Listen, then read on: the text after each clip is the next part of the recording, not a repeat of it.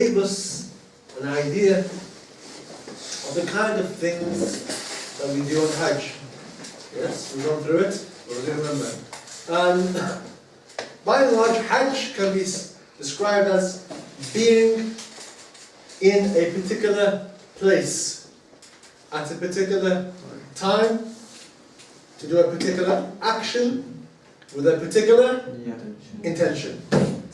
Being in the right place at the right time, doing the right thing. If you're in the wrong place at the wrong time, doing the wrong thing with the wrong intention, then you lost your Hajj, depending on what it is you're giving out. Now, I recommend, I always say, these books, they'll make you bankrupt. But you need to have books. You've got to have books. I'm sorry, there's no other way. Okay? You're going to say, oh, here's another book. But this book, The Reliance of the Traveller, for the camera, we want to focus in on this book. This book is a must, with a capital M. This book is a must. You have to buy this book. Yeah. In fact, if there was only one book you're going to buy this year, any Islamic book, make it this book. And also the book we're going to do on Saturday. This book is a must, indispensable. For the person attending my classes, this book is a must. Okay? The Reliance of the Traveller. Get it online. Don't bother walking into the shops in Cardiff. They won't have it. They won't have it. Okay? Now, if you want to supplement the classes that I'm teaching you by reading this book in your own time, Bab al-Hajj from here, you can. And it may make more sense after I've done the class, as opposed to before. If you read it before, it may confuse you a little bit. However, after I've read the class, read the relevant section in the book, and it should make a bit more sense to you, inshallah. So we'll talk about Hajj.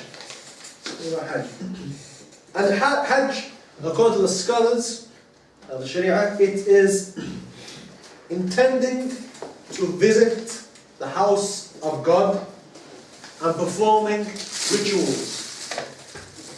Intending to visit the house of God and performing rituals.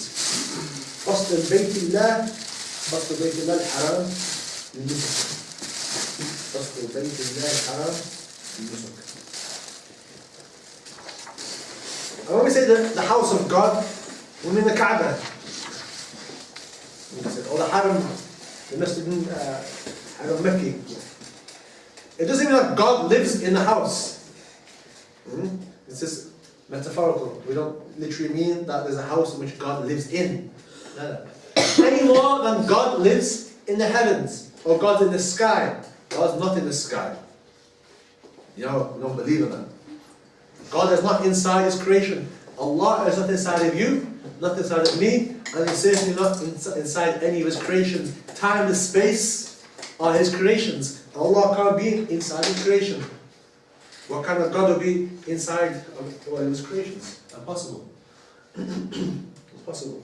Allah Azza wa Jalla is not any time or any space. Now, the verse of Quran dealing with the Hajj is mentioned in Surah Al-Imran, verse 97. وَلِلَّهِ عَلَى النَّاسِ حِجُّ الْبَيْتِ مَنِ اسْتَطَاعَ إِلَيْهِ سَبِيلًا. And Allah has made it incumbent upon the people to make Hajj. And then Allah has made it conditional upon you having ability to do the Hajj. مَنِ اسْتَطَاعَ إِلَيْهِ سَبِيلًا. Whoever can find a way, whoever is able to go there. So there are conditions of ability to be able to go to Hajj. And it became fard. It became obligatory in the 6th year after the Hijrah. In the 6th year after the Hijrah, that's when it became fard. And some ulama say in the 9th year. In the 9th year. And its merit is great. Its merit is great. And there's a hadith, or there's a hadith, that indicates that the person who goes to Hajj and does the Hajj correctly, then he's forgiven all his sins. And he comes back as if he is a brand new person. All his sins wiped out. And a Hajj that has been accepted, then the reward is Jannah. Is Jannah. And inshaAllah ta'ala, we're going to be doing a khutbah on the virtues of Hajj in the upcoming weeks.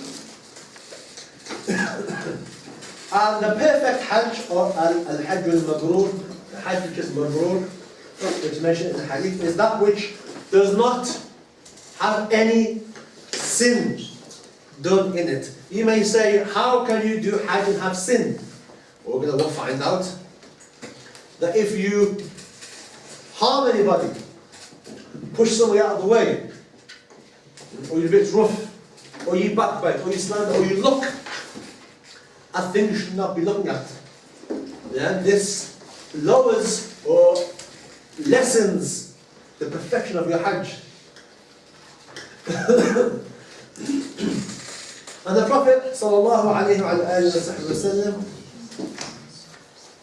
performed one Hajj in the 10th year after the Hijrah. And before his Hijrah, he made many Hajjs. The Mushrikeen used to perform Hajj. People used to come to Mecca in the early days and come and perform Hajj. Granted, maybe several different gods, not the one God. But there was a rudimentary Hajj coming to pay the visit. So it had a sacredness. It's the first house that was built by Ibrahim alayhi salam, and the Arabs didn't forget that. The Arabs did not forget that. However, what they did forget is to worship one God, and that they forgot. Well, but the Prophet came and reminded me. And the Prophet performed 4 Umrahs. What's the difference between Hajj and Umrah? There's a difference. We'll find out later, inshallah. There's a difference. And the Prophet did the Umrah, 4 Umrahs. One in Hudaybiyah, one in Umrah al-Qudha, and al-Umrah that he performed after the Battle of Hunayn, and the Umrah that he performed with his Hajj. What is the ruling of Hajj? Is it Sunnah? Is it Fard? Well, first of all, before we continue, we know that the ulama in the Shafie school have classified all actions into 5 categories. Every single action a human being can do can be classified into one of 5 categories. And that which is known in the mazhab of Shafi'i as haram, makruh, mubah, mustahab or sunnah, or wajib. So there's 5. The first is, for example, haram. What does haram mean? When people say, this is haram. What have the ulama said is the definition of haram?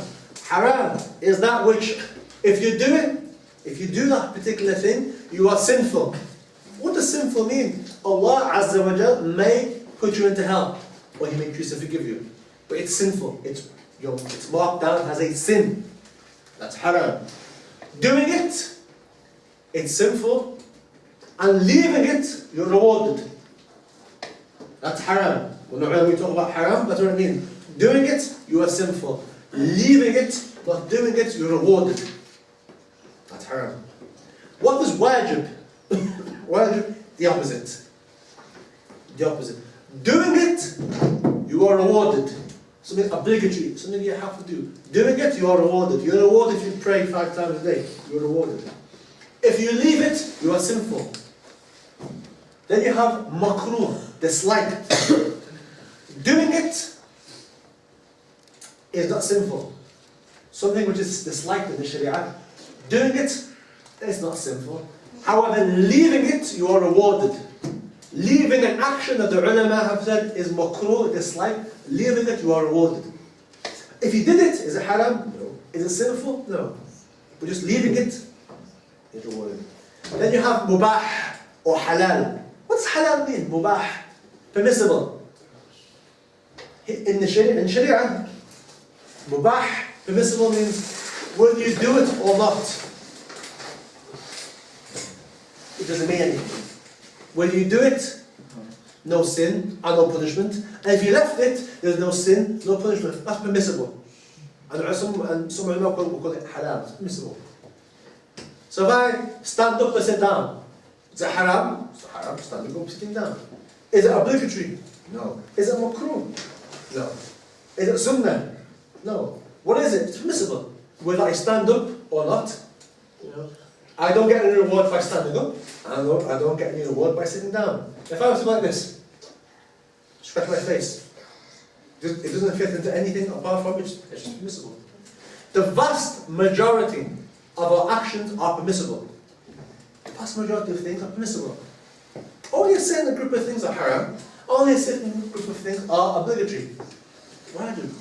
And the vast majority of things are just halal. Whether you sit like that, or you sit like this, or like this, it's permissible. Like Hajj, and like Sunnah, what's Sunnah? Sunnah, doing it you're rewarded. Something which is Sunnah, doing it you are rewarded. If you left it, is it sinful? No. If you do a Sunnah, you are rewarded. If you left the Sunnah, there's no sin. However, you've lost a lot of reward. You've lost a lot of reward. But where does Hajj fit into these five? Hajj fits in the wajib. You have to perform Hajj. Now, when does Hajj become obligatory, become wajib? When do you have to do Hajj? We'll talk about it in a minute. For the most case, all the scholars are in agreement that Hajj is wajib. Once in your lifetime. Just once. How about Umrah? Umrah, or the lesser Hajj. The strongest opinion in the school, in the mazhab shafie, school of Imam Shafi'i, when we say the school of Imam Shafi'i, what do we mean? Do we mean Imam Shafi'i, his opinion, or the ulama who follow his way of following the Quran and the Sunnah? What do we mean by mazhab Shafi'i? Because ignorant people can't tell the difference anymore. Many times I've said, mazhab Shafi'i says this, and some clever, foolish young man, he thinks he's clever, but he's foolish. He'll go and look at them and say, oh, Imam Shafi'i didn't say that. I say, well, hang on a minute. Do you understand when I say there's a difference between the school of Imam Shafi'i and Imam Shafi'i? His school, his opinions are one thing, but the madhab itself, his understanding is one thing, and the ulama who follow his understanding is something else. Most often than not, madhab al-Shafi'i, the opinion is not necessarily his opinion. So understand that. In the school of Imam Shafi'i, the ulama have said that Umrah is a fard ayn. Fard ayn. In other words, Hajj and Umrah are fard, in the strongest opinion. You have to do Hajj and you've got to do Umrah once you like that. And there's an opinion that says Umrah is Sunnah. Umrah is Sunnah. And in that case, I'm going on the strongest opinion of Hajj and Umrah, you have to do it once in your lifetime. Once in your lifetime.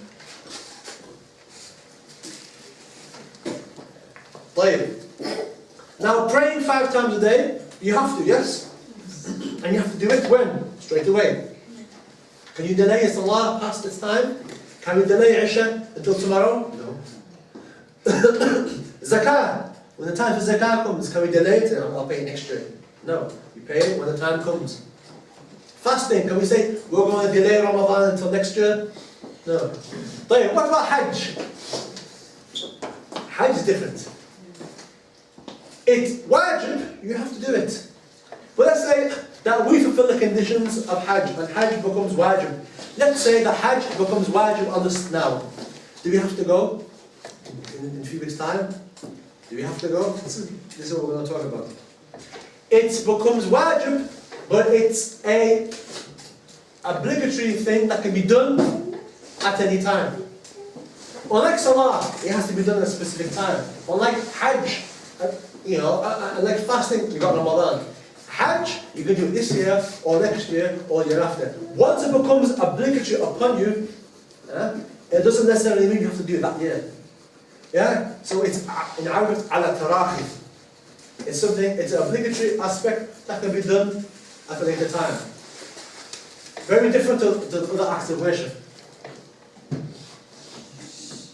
Okay? So you don't have to do it straight away. So, in other words, you are not sinful for delaying it. You are not sinful for delaying it when you are able to. Unless you die.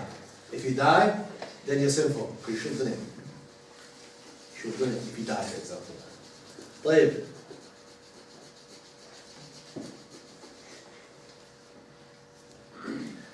Hajj, when Hajj becomes fard, when you fulfill the conditions of obligatory of Hajj,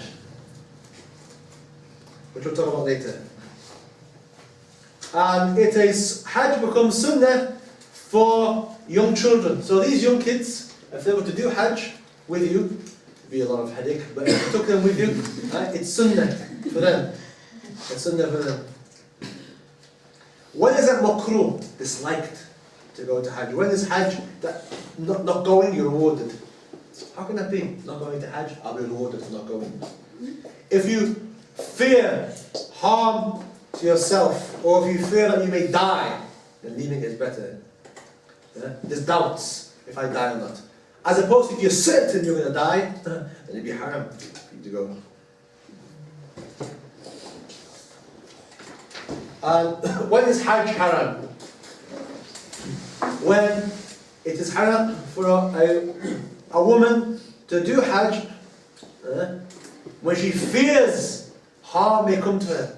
So our sisters, if they want to go to Hajj and they fear harm may come to them, or they fear harm for their lives, then they are not allowed to go to Hajj. If they fear, which nowadays is a bit more easier. I think it's a bit more easier. Or if they go without any wali, a mahram, they have to have a mahram to go to Hajj. I won't talk about it later.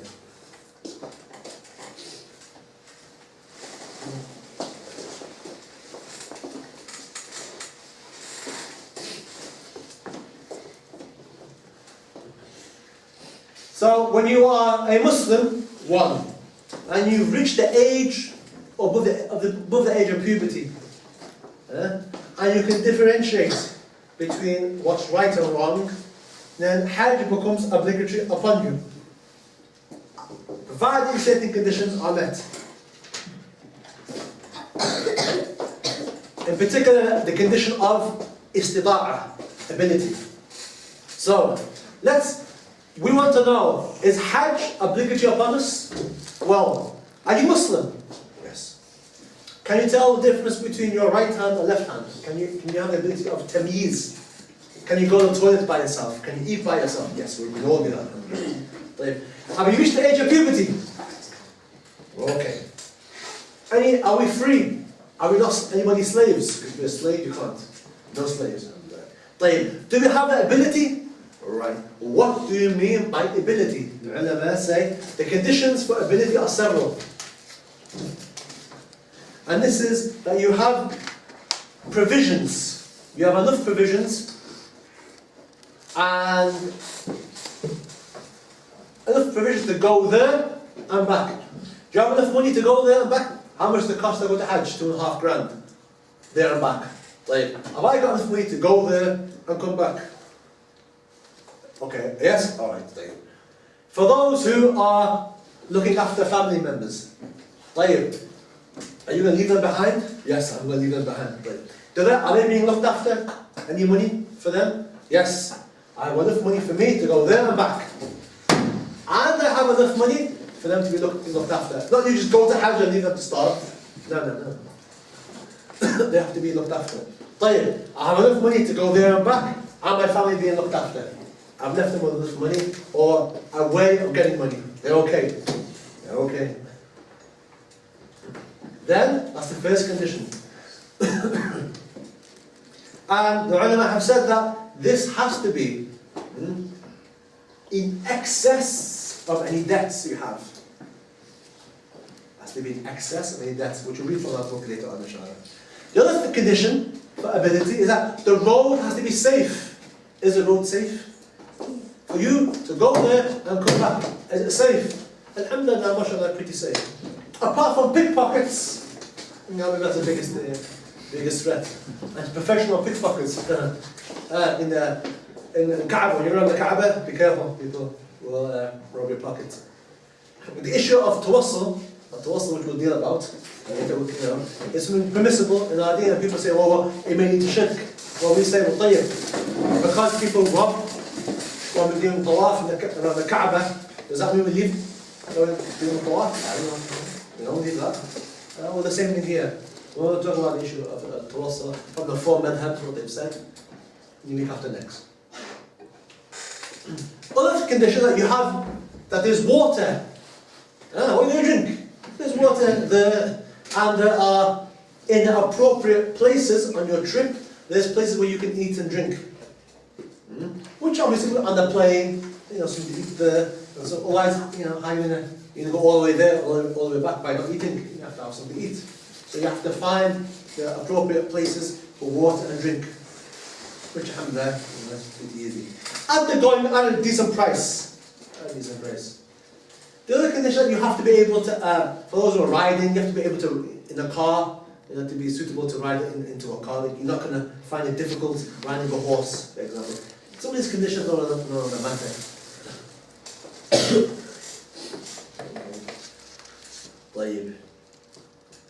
As for our sisters, in terms of ability, on top of these conditions, you have enough money to go there and back, and people who you are supporting, if you are supporting anybody, look after, and the road is safe.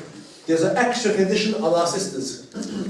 The extra condition is that you find somebody to go with.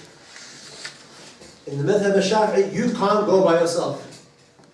So what do? Father or brother takes you. No father, no brother. Can I go with a group of women to Hajj? To my Hajj? Yes. So for example, let's say all the four sisters at the back all decided to go to Hajj. Bismillah, that's enough. That's enough. A group of women can go together. A group of women can go together. Can one of them go by themselves? No. Can't go by yourself. So you either have your husband, or a mahram, father, or a group of women. So if you have this class, then you can go. Now you are able.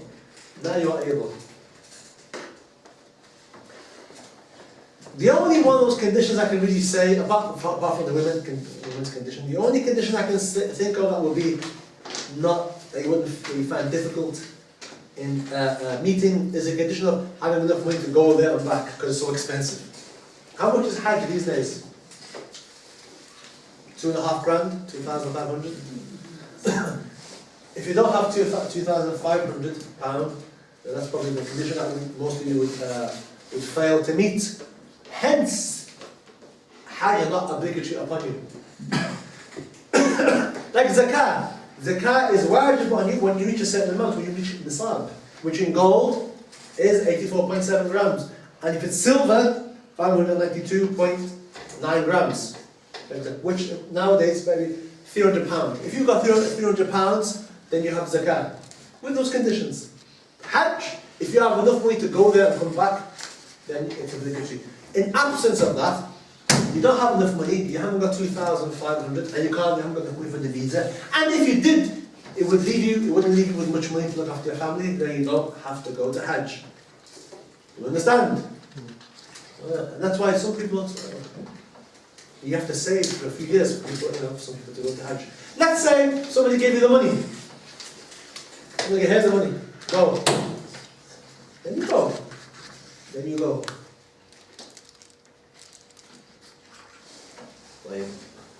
In terms of ability, we've mentioned the conditions that would make Hajj obligatory upon you. I mentioned ability. But there's two types of ability. There's an ability that you yourself are able to do it. Al-istita'atu bin-nafs. In other words, I can do the Hajj, I'm able to do the Hajj by myself. I don't need any help. By myself. I'm young. I'm healthy enough to do the Hajj by myself. Or I can do it, but certain things I might someone to help me with. I can do it, I need someone to help me, pick me up or something like that, or help me do certain things. But by and large, I can do it by myself. The other type is a type where I'm able to do Hajj, only able to do the Hajj if somebody is assisting me. But without that person, I could not do the Hajj. So this is al-istita'atu bil-ghayr, the ability by gaining assistance from other people. So someone can't do the Hajj by himself. However, if you go with somebody, you'll be able to do the Hajj. Like an old parent, it would be difficult to do the Hajj by himself. He'd get lost, for example, he can't do the things. Yeah? You need somebody to help him hold his hand, show him where to go, and so forth, and remind him this is what you do. Without this, he'd be lost. Once he has a person to help him, Hajj now is obligatory upon him. So a person might have all these conditions. I have a way to go there, mark it is safe, and so forth, but all the conditions. However, he lacks one condition contained within ability. What's that condition? I'm going to have somebody to help me. So a person maybe have all the conditions, but there's nobody there to help him to go to Hajj and assist him or her, then he doesn't go to Hajj. When he finds somebody to help and assist, then Hajj now he has to go. In absence of that person, he doesn't have to go.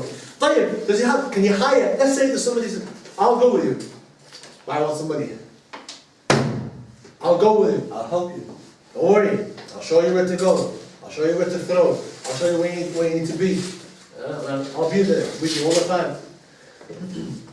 However, I want a bit of money. I want some money. Now what? What's this? What's going on here? Help me out here, Well, the ulama say that it's recommended now. No, it's wajib. It's wajib, you have to pay. You have to pay that person. Here's the money. فيجب عليه أن يستخدم ماله. طيب. Any questions so far? Before I move on. Okay. How many of us have met these conditions? How many of it is Hajj wajib? Hands up. Turn the camera around. Nobody. Nobody fulfilled the conditions. Nobody at all. We've already done it. Okay, alright. Apart from the ones that we've already done it, right? From those who haven't done it, okay, then how many fulfill the conditions of going to Hajj? How many haven't done Hajj? Hands up. Hands up high. High, so I can see. 1, 2, 3, 4. And how many haven't done Hajj? Okay. You haven't done Hajj. How many have not done Hajj? Have not. You haven't been before. Hands up high. Okay, they must be done. Right. So none of you, Hajj is wajib. Why? Which condition are you failing in? Money. The money, yeah. Very expensive, I know. Which is why some ulama have said that in this current age, Hajj is not wajib for the vast majority of people. Now, for people living in far off countries that are a bit more far off, £2,500, they'll never make that money. But some people will never, Hajj will never ever be wajib upon them. It's so expensive. Now some of these costs, getting a visa is a bid'ah, you probably think, wouldn't you? What do you think? A visa is a bid'ah. A visa to go to Hajj? The Prophet never did it. The Sahaba never did it. Is that not a fair point? Abdurrahman, what do you think? Is that a fair point? You can't go to Hajj unless you get a visa. Is that a fair point? It's a bid'ah. If you're from another group, yeah. Do you actually need a visa to get into the country? Yeah. To get into Mecca? Yeah, you ain't going. You ain't. If they found you there, you get kicked out. SubhanAllah, so how would it, from the people who take the hadith as literal, how would you get around that? What would that come into? Well, there's a need. That's the only way they'll say that. They won't call it bid'ah hasana because there's no bid'ah hasana. They have to, or there's a haja. Why do you guys call that a need, or we call it bid'ah hasana? So it's just semantics, just language, different traits of language. But wouldn't that be any bid'ah? You can't go to Hajj unless you have a visa. Oh, I don't know how they make all these rules, and then they get stuck in and they fall in the hole and don't know what to do. They have to make up new rules, digging themselves up in the hole they fall into. Just call it bid'ah hasana khalas. All the vast majority of the ulama, you finish. Deal with that issue. Anyway, understand this. In the previous chapters of fiqh, we have wajib. And wajib means obligatory. Wajib, fard, means the same thing, yes? Wajib, fard, arkan, or rukn, same thing. Understand this. In Hajj, fard is something, and rukn is something else. In the other chapters of fiqh, fard and rukn mean the same thing. In Hajj, fard is something, and rukn is something else. So we have the arkan, then we have wajibat, and we have sunan. Please write that down, make a note. We have the arkan, the pillars. And then we have al-wajibat, number 2, al-wajibat. Then we have the sunan. In other books, in other chapters, arkan, pillars, a wajibat, or wajib mean the same thing, interchangeably. Here, no different. So, what's the difference now in this chapter between a rukn, a pillar, and a wajib, and a sunnah? The rukn is that which the hajj is invalid without. A rukn, a pillar, when someone says the pillars of hajj, that means if you left out that pillar, your hajj is invalid. And nothing you can do can make up for it, unless you come back next year and do it again. In other words, you have to do it again. That's a rukn, a pillar. In other words, hajj is invalid without it.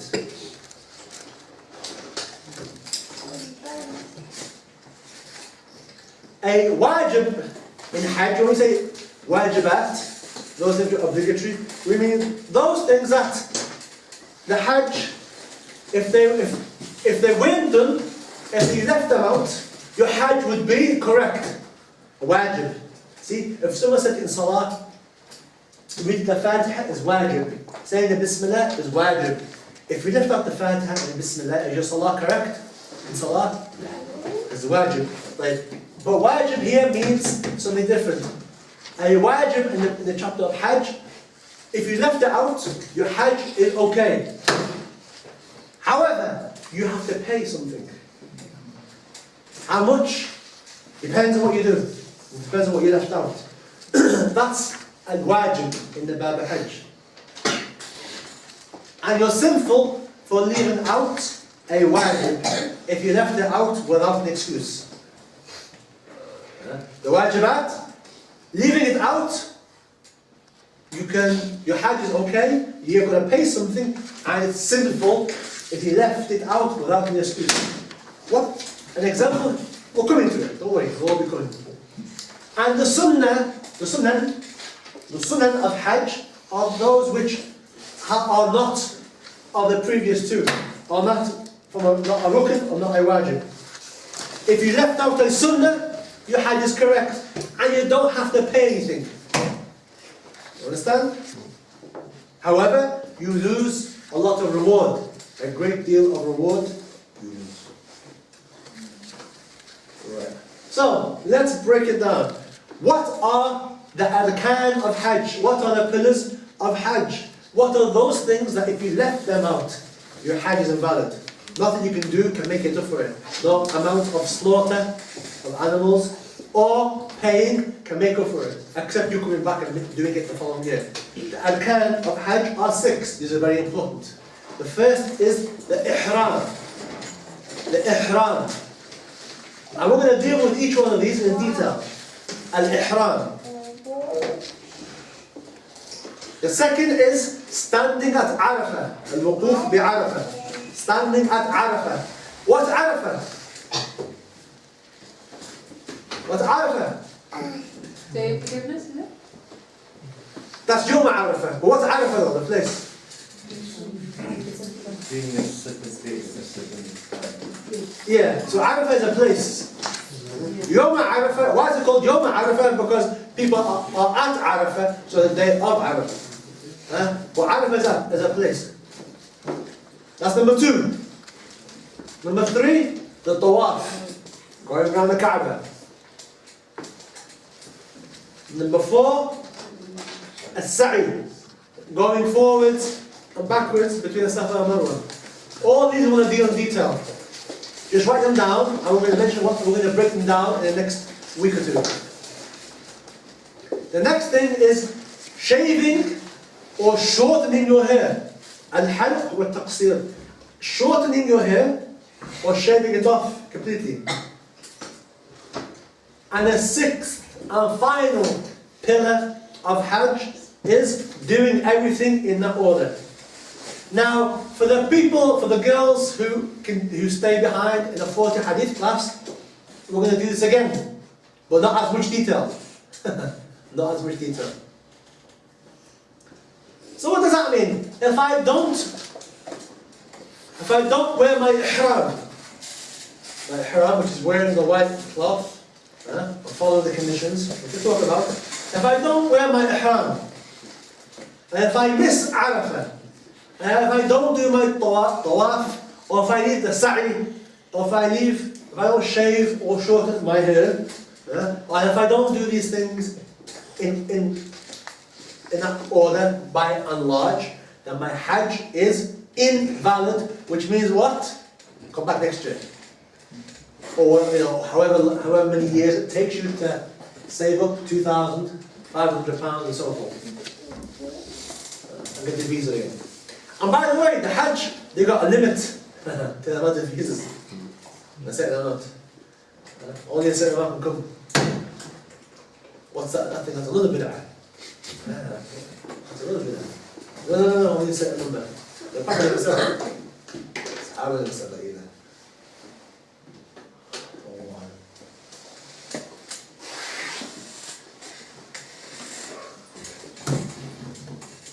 That is actually to make sure that we are actually safe.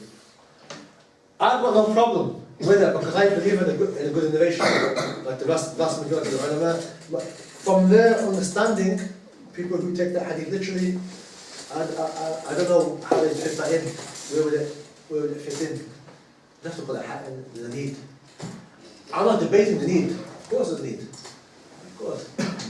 But I'm saying, what's the ruling on it?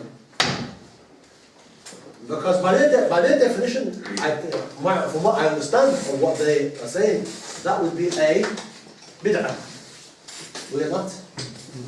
Would it not? I don't know. Wouldn't it? Yeah. The Prophet never did it, the Sahaba never did it. Why are you doing it? I don't know. Wait. Let's read something from the Reliance. Okay. Who must perform Hajj and Umrah? Hajj and Umrah are obligatory. Why? Because of the word of Allah Most High. People owe Allah to make pilgrimage. وَلِلَّهِ عَلَى النَّاسِ حِجُّ الْبَيْتِ مَنْ اسْتَطَاعَ إِلَيْهِ سَبِيلًا. People owe Allah. We owe Allah to make the Hajj to the house. On condition, whoever is able to find a way. What does ability mean? We've discussed, and we'll read some more for it. Completes the Hajj and Umrah for Allah. So we have now certain definitions we need to understand. When we say Arafah, we mean the place known as Arafah. which is about 13 miles to the east, southeast of Mecca. Hajj is a pilgrimage. Ihram, what is the word? What is Ihram? The state of consecration that pilgrims enter for Hajj and Umrah, when you put on the white cloths, which we're going to talk about later. Labbaik is the dua that people say in Hajj. Ever at your service. Labbaika. Oh Allah, ever at your service. So if you shout, so-and-so, and that person turns around and says, Labbaika, it means that at your service. That's what it means. Labbaik. And the Masjid al-Haram, the Masjid al-Haram, the holy mosque in Mecca that encompasses the Kaaba. The Masjid al-Haram. The holy mosque in Mecca that encompasses the Kaaba. The Masjid al-Haram is a mosque that has a Kaaba in it. Okay? Safa Marwa are the two mountains that are no longer mountains but little hills now that people walk in between. And Umrah, you could call as a lesser pilgrimage or visit to Mecca that may be performed at any time of the year. That's some basic terminology. طيب, the book goes on to say, both Hajj and Umrah are wajib. Yes, we mentioned that. Though neither is obligatory more than once. Once you've done it, like Fahim's mother and everybody else who've done the Hajj, once you've done it once, do you have to do it again? Once, or it takes once. Once you've done it, khalas. But however, unlike our friend here, who did Hajj when he was young, yes, he was young, he's going to do it again. Why? Because when he was young, it doesn't count. Why? The condition that you have to be the age over the age of puberty. Unless he was over the age of puberty. Ah, was you? Was it you? Okay. Wasn't you? I already reached my puberty. Okay, good. And it was someone here anyway. I know it was someone here. I don't know which one it was. Very. And you as well. And there was two. Okay, if you do Hajj before the age of puberty, it doesn't count as your fard.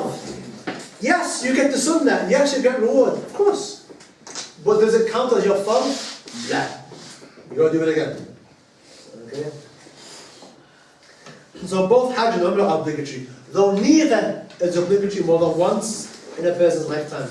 Unless you make a vow, you swear, I swear to Allah, I'm going to make another Hajj next year, for example, then obviously you want to do it, because you made a vow. But most people don't do that. Right. So Hajj and Umrah are only obligatory, wajib, for someone who is a Muslim. If you're not a Muslim, not wajib. Has reached puberty, becomes wajib. Is sane, and is able to make them. Able to make the Hajj and Umrah. The Hajj or Umrah of someone considered unable is valid.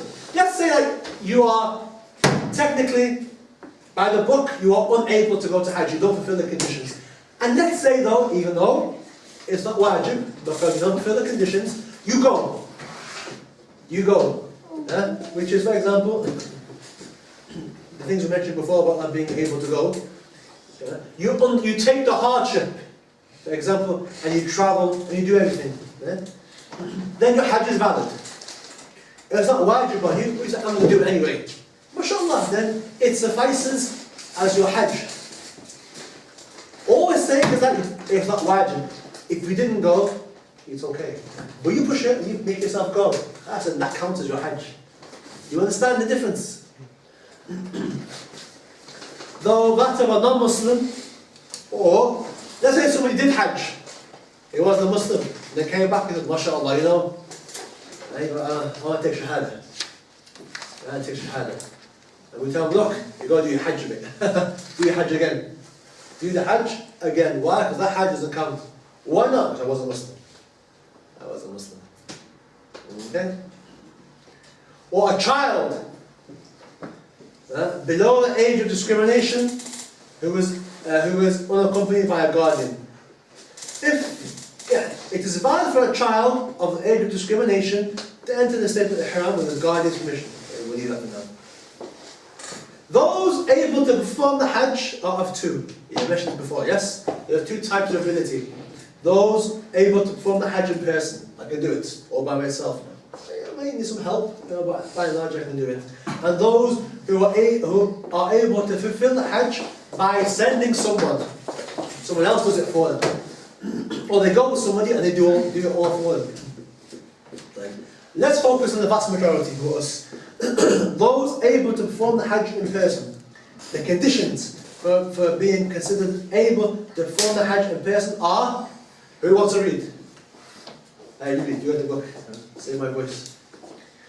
So pay attention, these are conditions for us. Page 302. Those able to perform the Hajj in person. Condition for being considered able to perform the Hajj in person. Can you hear him? Oh, I am. Good, good. A. To be healthy. To be healthy. Command from enough to ride there without serious harm. B. To be able to obtain provision for the trip. And you got provisions to go there and back. You got everything you need. Oh, very good. C. To have enough money to afford water at the going prices. And the places people travel through because of the water there. D. To have transportation suitable to someone like oneself. Okay. Though if not, Go to E. to be able to pay for B, C, and D round trip with money one has that is in excess of the amount one required to support the members of one's family. In other words, all those things you mentioned, right? You've got to have enough money to pay all those things. And they've got to be in excess of your debts. I have debts. And I have money to go to Hajj. What do I do? Do I go to Hajj or do I pay my debts? You've got to pay your debts.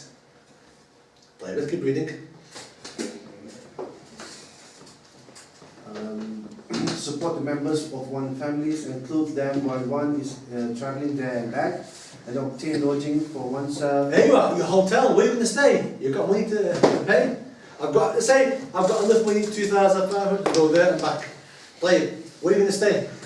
Oh, I don't know, the hotel. How much is the hotel? I can't afford any hotel. Where are you going to stay? I don't know. Under the sky. Huh? Under the sky. Under the sky, huh? Next to pickpockets. And that is in excess of any money one owes for that. And that is excess. You have more money, that's excess over the money you have to pay people the debts. Even those not yet due. I owe somebody a debt. I'm going to pay someone back. It's not due yet. When do I have to pay it back? He said for me to pay him back next year. The money you've got has to be more than the money you owe people. I owe somebody £1,000. Or I owe the student, what do they call it? Student loan? Student loan. She's got one. The student loan. I owe the student loan X amount of money. The money that I've got has to be more than that money. It's got to be excess over that amount. If I only have that same amount, it costs, for example, £2,500 to go to Hajj. My student loan, I'm going to pay back is £2,500. You can't go. You can't go. Why? Because you don't have more than that. So you don't have 5,000 to see that. You got, yeah. Hajj is difficult, huh? Yeah, I'm going to say they are having, they call it mortgages and all that. Don't make it difficult. Don't make it difficult. It's really difficult as it is. Let's keep reading.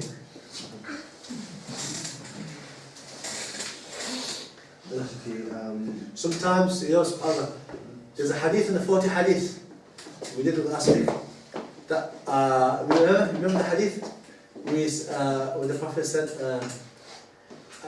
Allah has kept certain things quiet. Allah Azza wa Jalla has not explained certain things out of mercy for you. And the ulama in the hadith, the 40 hadith, means that there are certain things which Allah has kept quiet about.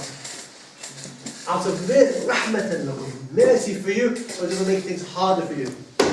And the Sahaba never used to ask too many questions, because if you ask too many questions, then it becomes difficult, which is the problem with the Jews.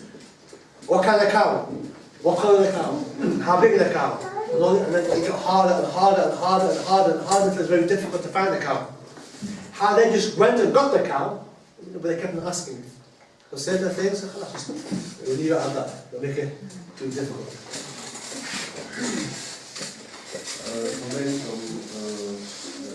Scholars concur that a debtor is not obliged to perform Hajj. You are in debt. You're not obliged to pay to perform the Hajj. Even when the creditor, the one who you owe, for example, you owe me money. You're in debt. You owe me. Even when me, the creditor, does not mind postponing the debt until after the Hajj. Don't worry, you go to Hajj. Don't worry. The ulama say no. It's better for you to stay. And if the person is not obliged, meaning it's not followed. If you chose to, your Hajj will be correct. But is it wajib? Is it obligatory? No. And if the person is not obliged to perform the Hajj, when someone is willing to loan him the money, here's £2,500. Does Hajj now become wajib?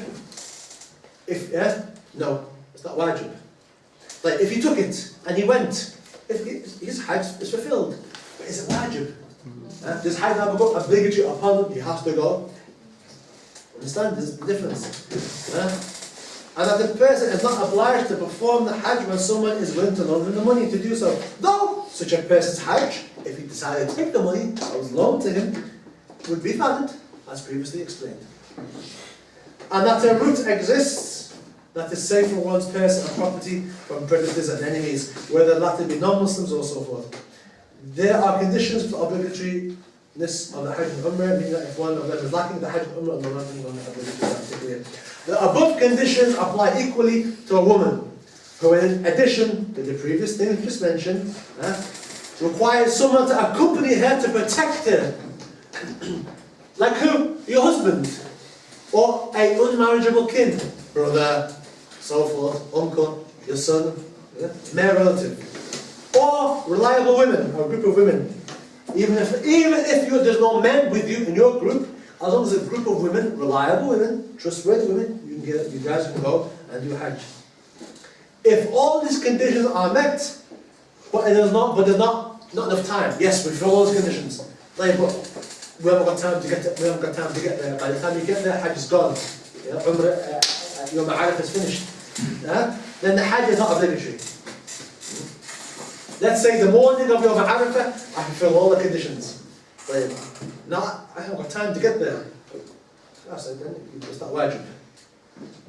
It is recommended to perform the Hajj as soon as possible. I tick all the boxes. It's recommended to do the Hajj as soon as possible. Recommended.